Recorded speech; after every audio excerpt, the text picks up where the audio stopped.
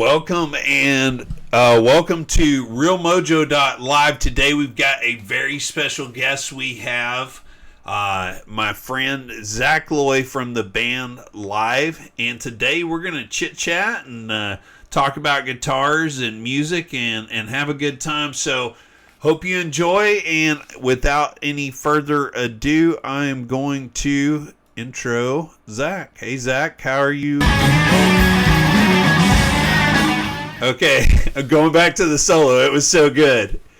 Oh man, I'm doing great. Yeah, thanks for having me, Jeremy. Yeah, man. Hey, I mean, the funny thing about this is we met at a church, right? I didn't meet you of all places. We met at a church and met talking about gear. You know, I liked the guitar you had. And my wife goes, "That dude's got to be a professional musician." And I said, "Do you remember the guitar I was playing?" I don't recall. It was a Paler. It was that Paler Telly. Oh, cool! Yeah. Yeah, dude. It's a dope Telly, man. That Titan. Yeah. Mm-hmm. Yeah. And then she had a bet. She said that you were a rocker, a rock star, and I said, "No, he's just probably a normal guy that just looks super cool." And we both were right, apparently. But no, we became friends that day and started our long journey of talking guitars. So anyhow, right. And recently here, you got to play again, Sunday night for a private event or something like that? Yeah, we did a little private thing up in Connecticut.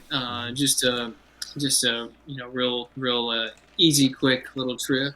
Yeah, so those things come up every so often where, people hire us privately to come play in their, whatever event they're pulling off or in their backyard, whatever it is. Yeah. Well, if I was having a bar mitzvah, I would hire you to come play. All right. No, I'm joking. But man, I love that solo. Is one of the best solos that I've seen captured of you playing live.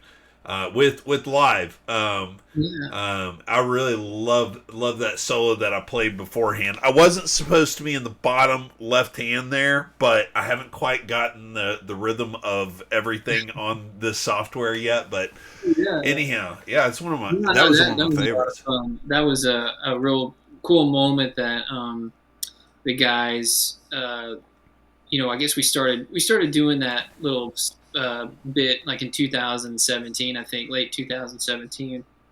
The guys were cool enough to kind of let me feature me in that moment, which meant a lot to me and still does, and obviously it was a lot of fun for me as well to be able to get out there and just be free with it and just put my feel on it. And they just they didn't have any instruction whatsoever. It was just like, hey, let's let you go on this just section. Rip. Yeah, dude, it looked like you were having some fun with that for sure, man. Oh yeah, man, it was a great time and such a fun moment. So tell us for those that are joining us tonight, and we'll see this later. Tell us exactly, what has your musical journey been like? Where did you get your start? Like, how did things kick off for you, Zak? Oh man, it's a long story, but it's the late night version. We're here for the long story, bro. Yeah. I guess it kind of all started. I was pretty young. Both of my parents really loved music, and I had the opportunity of growing up where, my parents were both pretty young still when they had me, so they were both very involved in the music culture and pop culture at the time. So buying all the records and listening to everything that was popular, but also the stuff that they grew up with listening to as well. So. If both of my parents were home, there was always a record on. And I think their fascination for music, and MTV was really big at the time too. So MTV was always on, in the still had music on it at that time, probably. Oh yeah, exactly. It was all music. Yeah. So, and even the babysitters, would come over and they'd blast MTV, and it was like, I guess all of that kind of like started my fascination with the music culture and music in general, and how how I saw it, how it affect people so much. And I think that was another thing too that drew me towards it. It was like, wow, these people creating this music, and this is just like, they're so captivating to so many people that are around me. So after that, I started kind of getting into my own stuff, of course, and listening to whatever, and I got super into Elvis at one point. I was about 8 years old, and Have you seen the Elvis film? I have, yeah. Oh, so good, man. Yeah, I agree. Sad though. Yeah. Yeah. Oh yeah. Yeah. It's a tragic story, but yeah. So that kind of inspired me to get my first guitar, which I wanted an acoustic guitar because everything that I'd seen of Elvis, he always had acoustic guitar he was holding. So I was like, oh, that's what I wanted. So we went down to Mexico and I bought, we got some cheap acoustic guitar. I was about 8 years old, and that kind of started my thing. I didn't really start picking up the guitar like really well until I was about 12. And at that time, it was the mid 90s, and all the great rock bands that we grew up with, were out at the time. So I was just absorbing all that and learning all that as well. And I mean, I think by the time I was 14, I knew what I wanted to do with my life. People that were helping me in my music at the time, teachers and educators and things like that, they'd ask you when you're that age, so what do you want to do when you grow up? It's always like, oh, musician. I'm going to be a musician. What are you talking about? Like, is there any question about this? And they think you're crazy, yeah. But hey, you were in the Austin area, right, growing up? Right. So, Yeah, I was in the Austin area. Yeah. It's kind of like, it's not so wild of an idea to be a working musician, I think, in Austin. Yeah, no, it wasn't. And everybody was like, kind of like, oh, wow, okay, cool, man. Well, good luck. And no one ever said anything negative to me about it, honestly. Like, I never had anybody be like, man, are you sure you want to do this? Or like, this is going to be a tough life. Or, my family was really supportive of it, or at least my mother and my father. My brother's a musician as well. So we were both playing together at the time, and started a band called Dame's Violet. And what really happened first, we started writing songs. The first song my brother and I went to go record, I was 12 years old. We went in the studio. So my guitar teacher at the time, his singer of his band had a little recording studio, and he knew my brother and I were writing songs because he was teaching us guitar. So he was like, dude, my buddy's got a studio. He won't charge you much. Why don't you just go down and record some of your songs? So my brother was 13, 14 at the time, and I was about 12. And we went in there and recorded this song called Take Me Home. Take Me Home Tonight. And anyway, we go in there, and he had to program drums and helped play some of the instruments on it and stuff like that. So we get back in the car after the session, and my mom and dad are there, and they're like, it was still tape players at the time. So we put the tape in the car, and they play the song, and they are just both like this, like, can't believe it. They can't believe that it's an actual real song, and it sounds like legitimate music, and that there's like a whole story behind it, like it's a real song, So they totally flip out, and they're like, man, you guys actually could maybe potentially do something with this. So we continued to write and record our songs that way, where we were going to little studios, and my dad would just book an hour of time. We were living close to Corpus when we started writing all these songs. Oh, okay. And so there was a ton of really great Tejano studios. There still is. I mean, yeah, dude. They're incredible. Especially Corpus. Yeah, they have some wild colors in there. It's all purple and yellow and wild colors like that. But the studios and the equipment are top notch. So we would just go in there with I would play electric guitar most of the time, and Bo would play acoustic, and we just play through our songs. So we have an hour, go in there, freaking plug in, and play as many songs as we can in that hour, and then we have like a little demo of our songs. So we started submitting those to different producers, and it just so happened we ran across Mark Hallman, who is still a producer in Austin. He was owner and operator of Congress House for gosh, I don't even, since the 80s. So for a Uh-huh. really, really long time. They just recently moved to a different location and a different studio, like I think this past year. But he was there for the longest time. So he became my music mentor and my brothers, and started writing songs with us and working with us as a producer. Um, and man, by the time I was 16, we were doing showcases, and we got offered a record deal from TVT Records.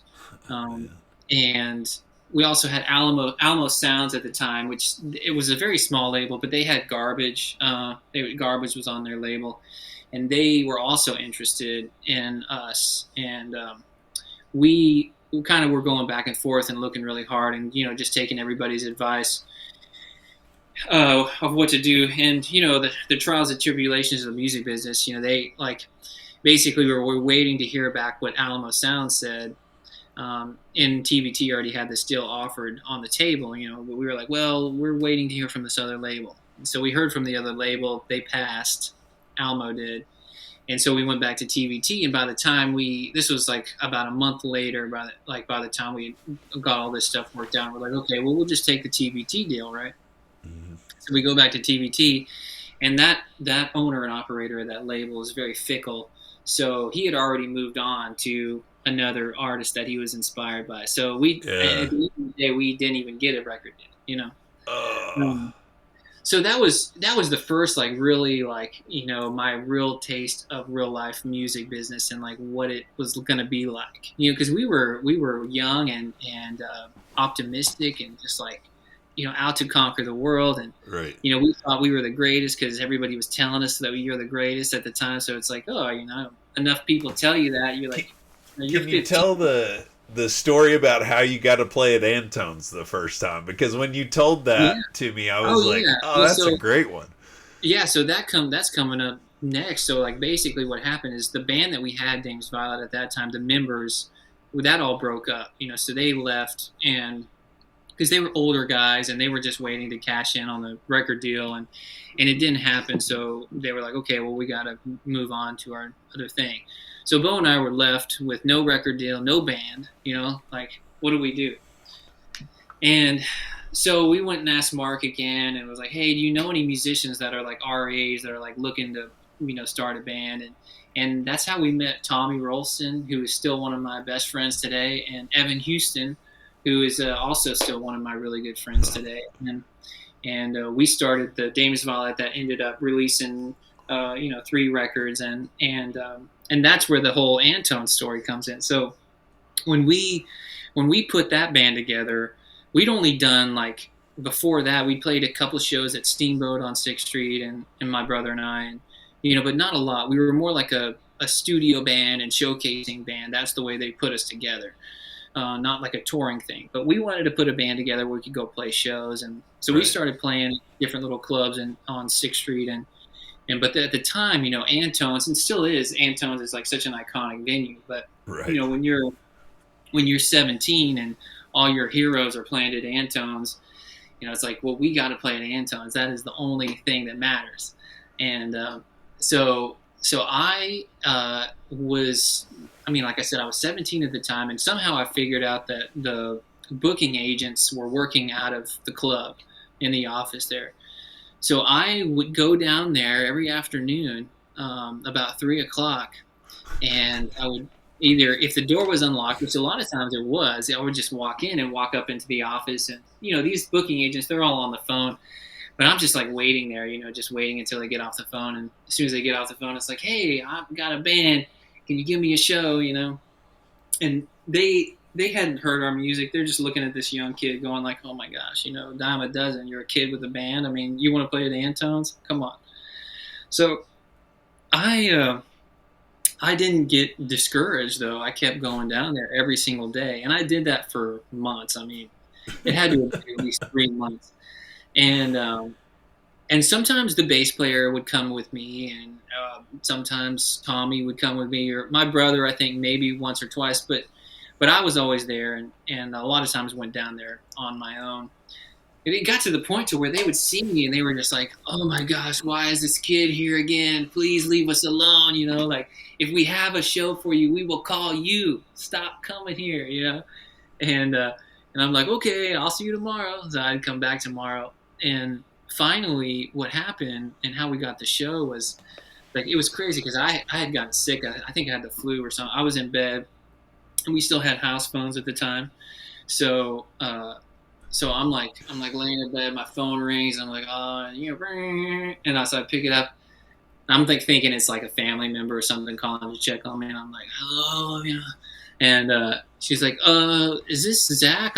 This is Kathleen from Anton's. And I'm like, oh, hey, what's going on? Yeah, it's Zach. What's up? And she's like, well, the opener canceled tonight, and we need an opener. So can you guys come down and play? And do you remember the band you were opening for?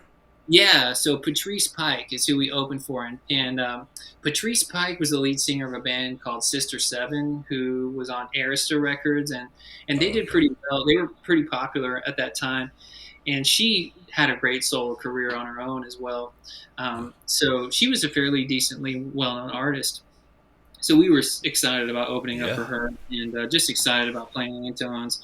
So of course I get off the phone and I jump as high as I can. And, like I remind you, I'm sick still at the time. So I'm like, but I'm freaking out. So I call all my band and I'm like, we're playing Antone's tonight.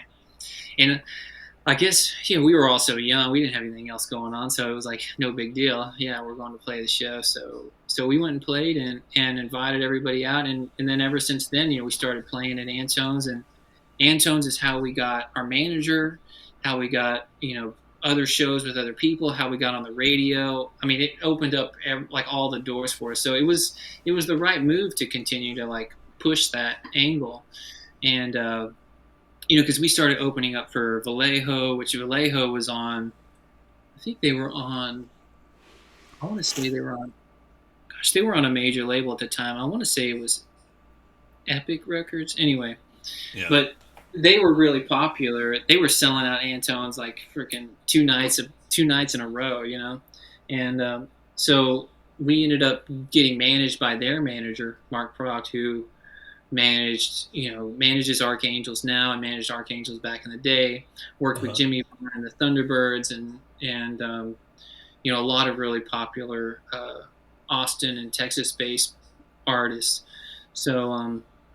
And I still remain close with Mark even to today, because he was just such a huge part of launching my music career in general. Right. He helped get us on the radio. He funded our first record that we ever made. He paid for the studio time and paid to have it mixed and He was the first one to believe, huh? Other than you, huh? Well, yeah, to really like put like a huge effort into it and make some waves happen so so on and so forth. We ended up making 3 records. Dames Violet did, and had some really decent success. We sold out Antone's on our CD release show when we finally had our first CD release show, and sold out Stubbs, the second CD release show. Oh, wow. We were doing pretty good, but essentially never really like took off to the degree to where like you can make this a living and make this call this your like your full on income. It wasn't making enough money at the time, and not that that's why we were doing it, but at some point you like kind of like start thinking, okay, we released 3 records, we've been doing this for 10 years. What's the next move?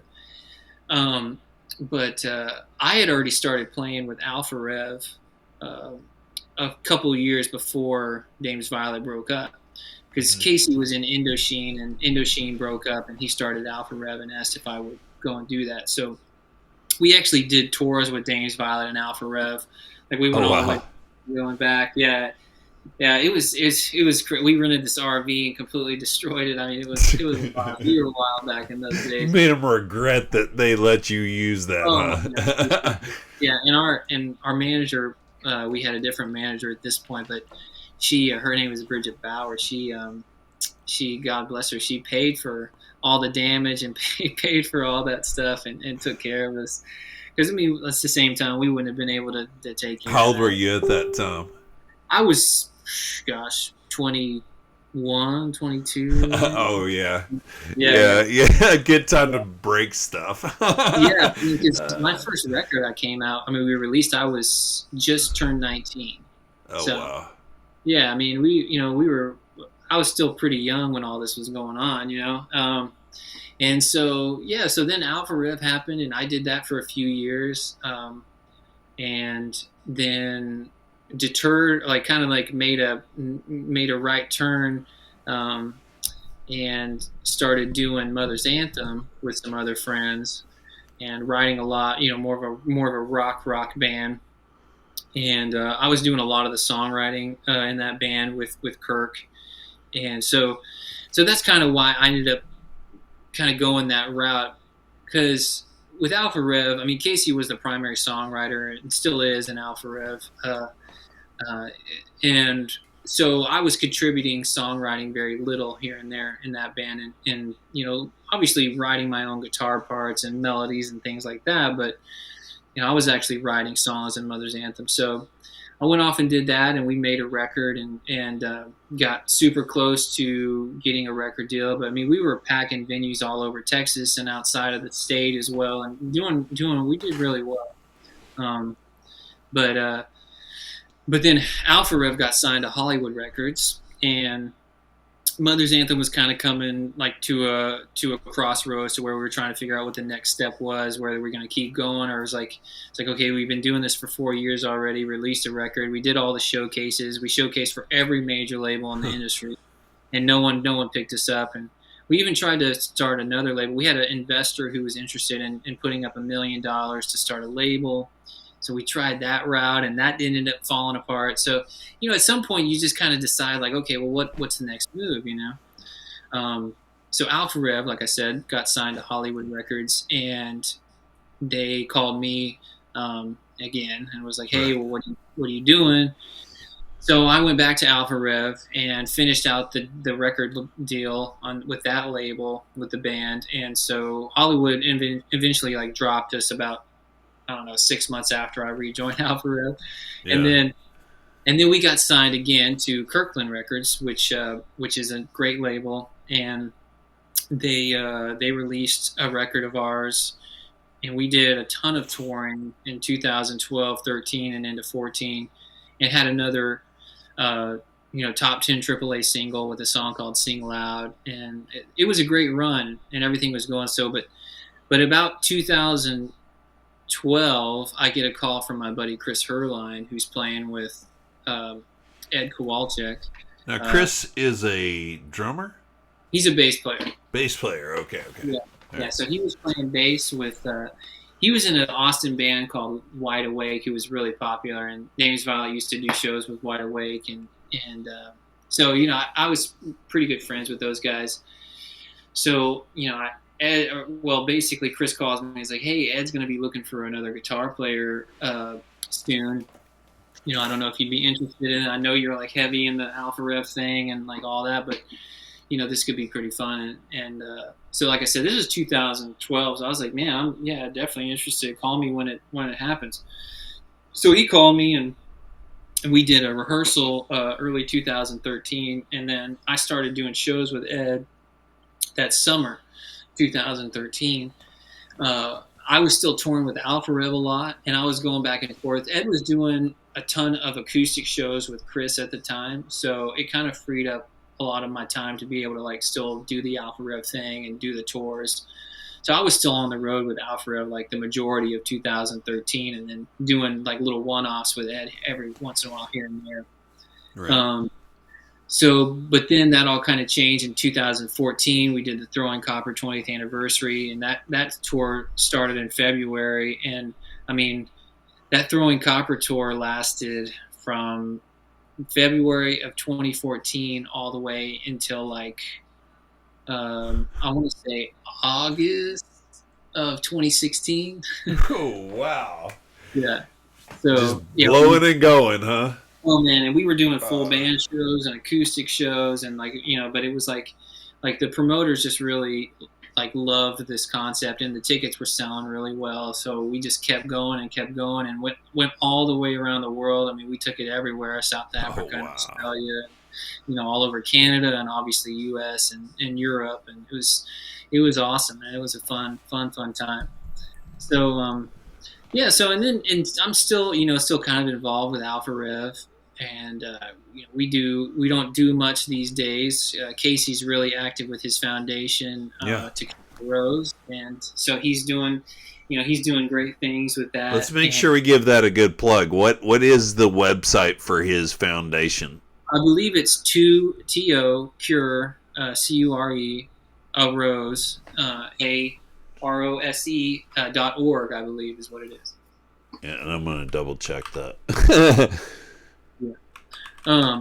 So yeah, it is. You got it. To curearose.org.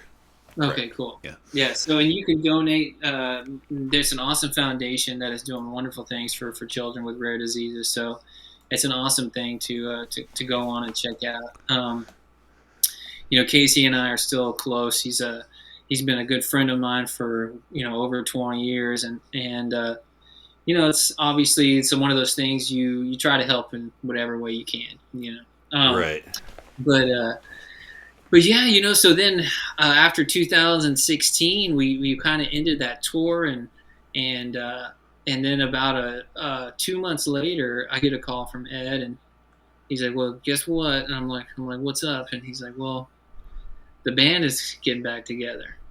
And I'm like thinking like, oh my gosh, really? That's insane. Because when I was touring with Ed, there was a lot of turmoil with those guys. So it's like, I'm thinking like, man, I don't know if it'd be crazy if these guys ever walked on the stage together again. Yeah. But he calls me and he's like, yeah, you wouldn't believe it, but the band's getting back together. And of course, I'm thinking like, well, that's awesome. What does that mean for me? Did I lose my job? Because prior to that, it was just you and Ed touring, right? Yeah, so it was in just the band, his band. Okay. Yeah, either we were doing acoustic shows, just the two of us, or we were doing band shows, full band shows, which was half of the time it was Rami Anton on drums, who owns A&F Drum Company, which is an awesome company. Cool company, yeah. Yeah, so he was on drums the whole time I was playing with Ed solo. And Chris Herline was on bass for half the time, and then Nick J came on as bass for the last several years that I was playing with Ed when he was solo. So, but then, so he calls me and says like, oh yeah, we're gonna do this thing, and it's like he ended the conversation with saying, I'd like you to come along with me and do this and be the auxiliary guitarist, and I know you're taking a step down from being my lead guitar player, but like I'd really love you to be there. So I was like, of course. I was like, oh man, of course, I'd love to do that. So I'm thrown into this situation. We do our first rehearsal, I think November or December of 2016. So right at the end of that year. And these are guys that have were born at the same hospitals. I mean, learned together, have been in a band together since they were 13 years old, right? Oh wow! So I was thrown into this situation, completely. Like I only knew. I mean, I'd been touring with Ed obviously for 5 years at that point, so Ed and I had got to know each other pretty well. But this is like a situation. There's a dynamic here. There's a big learning curve for me, right. And but yeah, it ended up going off. I mean, they were pretty. The other guys were pretty, kind of figure me out when I first came in there. But it didn't take long. I kind of warmed up to them pretty quickly, and they accepted me pretty well within a few months of me playing with them. And I still have nice relationships with all those guys. They've been nothing but nice to me and have treated me with respect, and I really appreciate the opportunity that they gave me to play with them, and that they treated me so well, and they always treated me like a band member. They never treated me like an outsider or even like a hired gun. So it was a really cool situation to be in, and so we toured. Gosh, 2017. We went all over the world. 18, same. 19, same. We toured with Counting Crows and Bush and Our Lady Peace, and did all the festivals, toured with Guns N' Roses. I mean, it was an awesome few years, leading all the way up until, we were playing shows all the way up until March of 2020, and of course Yeah. that's when it shut down. And then a couple years of just doing whatever. And Yeah. it was kind of cool. There's a lot of things that have been interesting about it, because I started writing songs a lot more, on my own. Right. And I was really accustomed to writing songs with other people, but it really kind of forced me to start writing on my own and thinking about lyrics and melodies and things like this. So I started writing a ton of songs on my own, and I still do, and it's continued to now, which is great. Like, I mean, this week I've had 2 songwriting sessions. I've written 3 songs, and Oh and wow. and that's kind of how it is about every week. I'm writing anywhere from 2 to 4 songs every week, with either by myself or with other songwriters, and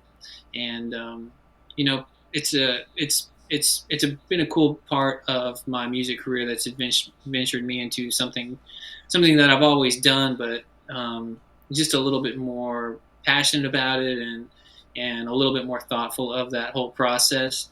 So, and it's something that I want to pursue more, songwriting and things like that. I've Right. been writing with an artist for a few years named Amanda Shaw, and she started recording her songs, or our songs, excuse me, in Nashville, for her career, which I love to see, and it's so great to hear, a song that you wrote with somebody come to life Oh like yeah. that. Yeah. Outside of you, because you're just writing the song. It's like your baby, but you're really just kind of like sending it off into the wind at this point, and being like, hey, producer, do whatever you want. You sing it how you interpret it, how you want to interpret it, Right. and then you hear it back, and it's like, wow, this is cool.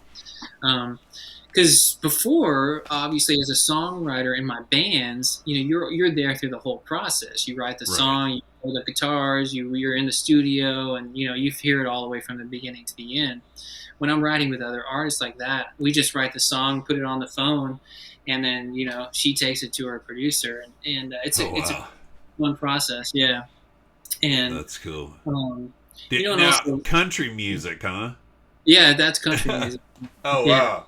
Yeah, yeah, I what a lot of people I don't think maybe don't know about you yet is how versatile of a guitar player you are. Like the other day yeah. you were showing me something that sounded almost like it was very Robert Johnson feeling, It was Oh a yeah, very yeah, like bluesy. I don't know if you yeah. remember what I'm talking about.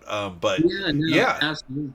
Yeah, that's the thing about me as a guitar player, and somebody that is continually hoping and striving to grow as a musician, not only like, just in my ability to play, but my ability to understand different emotions and feelings that these other artists are trying to create, and I still do that even with new music. I'm just as bad as the next guy that's my age, that who grew up with a certain kind of music that you love, and you hear new stuff and you're just like, I just don't feel it, and that's Right. usually my response.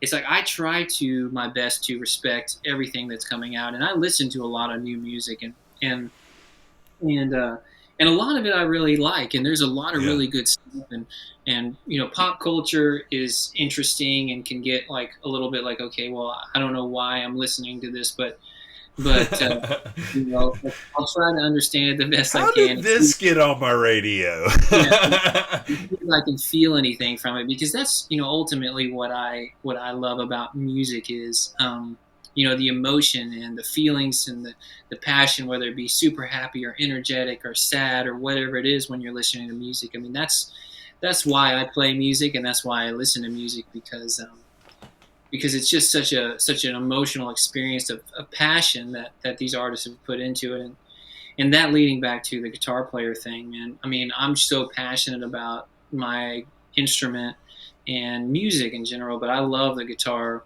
so much, and it's just such a fascinating, a piece of art that you can continually create something new every day. I mean, and that's the other thing about songwriting too. It's like you sit down, you don't have a song, and then a few hours later you have a song, and it's like, wow, Yeah. there's something else out there. It's like you just created this piece of art that you had no idea was going to exist a few hours ago, and if you can take inspiration from all these incredible artists and and and use it to the best of your ability, then I feel like you can accomplish anything. You know, I mean, there's a lot of people that focus on genres, and it's like, well, I only play this, I only play rock and roll metal guitar. Like if you catch me playing country, break my guitar, and it's like, well, I mean, I guess I can see your passion for your genre, and that's great and all, but I mean, gosh, there's so much you're missing out on, so much great stuff, and so many great guitar players. I've got Lead Belly over here, and then Purple Rain up here. I There mean, you go, I'm man. all about the mix, man. Yeah, And yeah. and then over there I got Waylon and Tupac. So dude, I mean, actually, when I was younger, I had a lot of friends that we were into punk rock for a while and just hated Oh yeah, everything. But I love punk rock, I man. I do mean, too, but I love a yeah, lot of other music. So I grew up types of music. I grew up listening to old school country, Patsy Cline and songs like Fraulein and the Stones are all the gone. old classics and steel Oh my God. guitar. I mean, it's hard not to grow up in Texas, for me at Mhm. least, and not be completely eclectic about your music, because there's so many different flavors here uh, I agree. on the Yeah, live side of things too. And when you hear something good, it's hard to just go, yeah. whatever. If it's Yeah, good, it's yeah. good. It's like I mean it's funny is people say, well, I'll listen to anything. I hear people say I'll listen to anything if it's good, and it's like, well, I mean, that's a little, it's like, how do you, like, well, that's good to you. What is good? Like what like what is good exactly? And that's what's also interesting about music is it's all relative, and it's all in the eye of the beholder. Whatever you feel like you're passionate about. I mean, and it's like a piece of art on the wall. It's like, some people love the way it looks and other people hate the way it looks, but Yeah. there's still, you can still look at that and go like, okay, somebody spent a long time creating this piece of art, and I mean, if you just give it a chance, maybe you'll figure out why this person thinks this is so beautiful. Right. Yeah.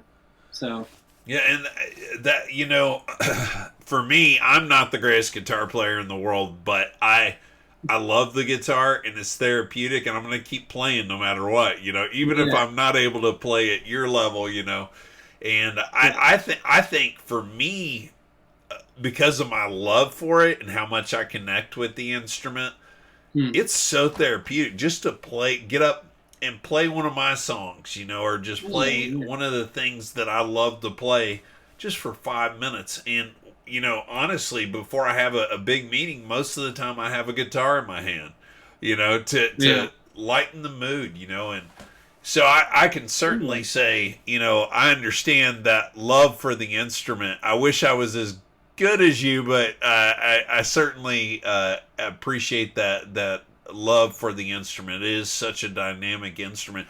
I did want to ask you, because you got some pretty cool guitars hanging behind you, and you always do pretty much. But I had asked you about this red guitar that almost looks pink behind you, and it's Yeah. other side, yeah, right there. This one right here. Yeah, Yeah. gotta tell us about some of these guitars, because you have a pretty interesting collection. You're a kind of a guitar geek yourself.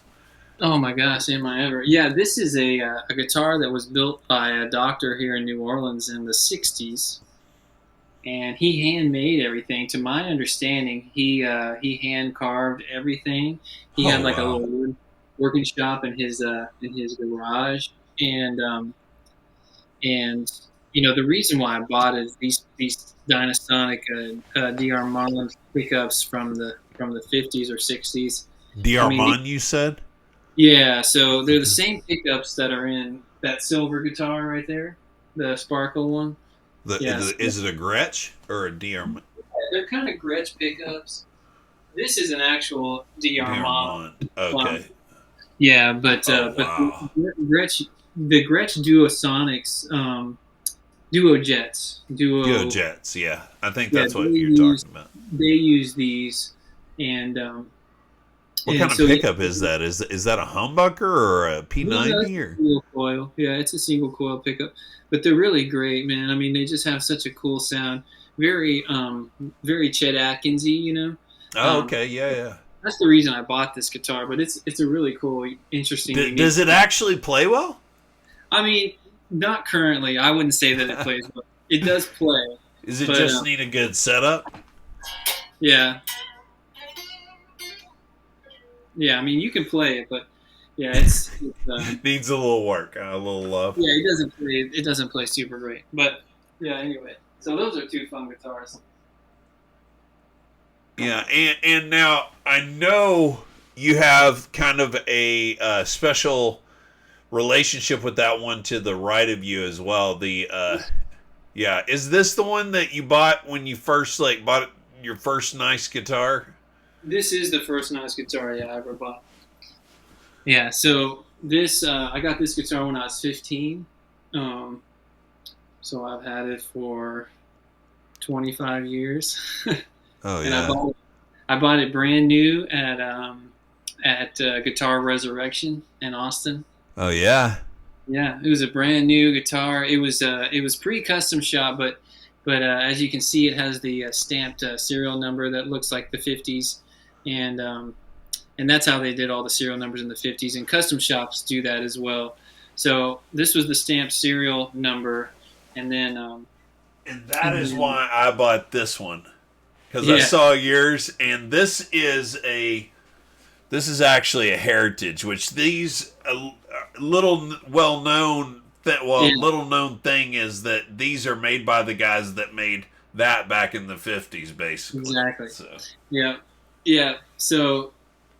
So yeah, man, and I just was obsessed with this guitar and still am, man. I mean, I still play it all the you time. played it the whole night at your birthday party thing. Yeah. Well, this one, and I have another. So this, after I had this one for so many years, I Right. finally bought I bought a real one, Oh, like Uh, a real 50s model. Yeah, I saw that because I saw the paint, how it's kind of has the old school like cracks yeah. and stuff. It's dope. Yeah, so this is the stamp serial number as well. Let's see, where's my camera? Yeah, so that's a stamp serial number, but 7. So this is a 1957. Whoa. So yeah, so this is a TV yellow 1957. So this is a real one. That one was made in 97, I think. So You know why they did the TV yellow, right? I do. Yeah. Yeah. We Yeah. won't tell anybody though. Let's keep it to ourselves. You have to look that up. No, they did the TV yellow so that it would show up white on TV, basically, because white Yeah, would on the just black and white. yeah. Because it kind of like it looked like color on the black and whites sometimes too. You could Yeah. actually like see it kind of like glow. It kind of had a glow to it.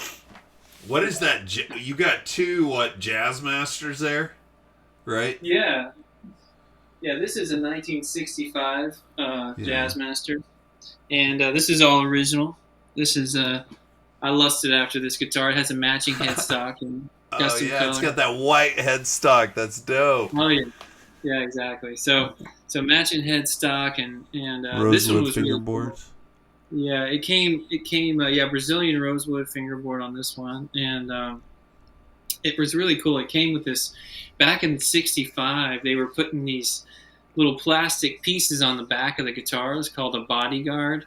It was to prevent belt buckle rash and things like that from your belt scratching up the back of your guitar. Do you ever wear belt buckles when you play? I never wear belt buckles. I mean, I used to. So I used to, and I used to wear real big belt buckles, and I don't really anymore. But as you can see, the evidence there. Yeah, and if you'd have worn it higher, it probably would have been lower on there. Yeah, so like I said, I bought this brand new, man. So like all this that's wear so and cool. tear on this guitar is like all stuff that I did. There's a And, whole lot of love in that, dude. Absolutely, yeah. It's Yeah, really fun to see. my first guitar is now a Striper guitar, and I got the dude from Lincoln Guitars to actually paint it, and I did it. I actually got to show it to the lead singer on an interview with the lead singer of Striper, but I did it in kind of a Eddie Van Halen Striper yellow and black thing, you know? Yeah, it's cool. And the reason I did is because Eddie Van Halen is, Michael Sweet's favorite guitar player, so anyhow. Yeah. He's an amazing guitarist, so yeah, I can understand. Yeah, pretty understandable. Yeah, man. Well, hey, man, thank you for jumping on here and sharing so much with us. And man, we're excited to see y'all getting back out to tour. Where can we see you, Zach? Yeah, man. Well, we're about to announce some shows, so you can go on friendsforlive.com and check out the announcements there. Of course, social media, all that stuff is going to be announced. But we're going to be doing some several dates before the end of the year. So awesome! It's gonna be Can't fun wait. And guys, if you haven't been out to see live lately, it's one hell of a show, and almost guaranteed they're going to be touring with somebody awesome. So, absolutely. I mean, great band, great performance, and you'll get to see Zach there in all his glory, and like we saw beforehand here. But all right, man. Well, thanks for coming on RealMojo.live. We appreciate it. Had a good time with you, and we'll see you soon. Okay. Same here, brother. Yeah, man. My pleasure. Thanks, Jeremy. Cool.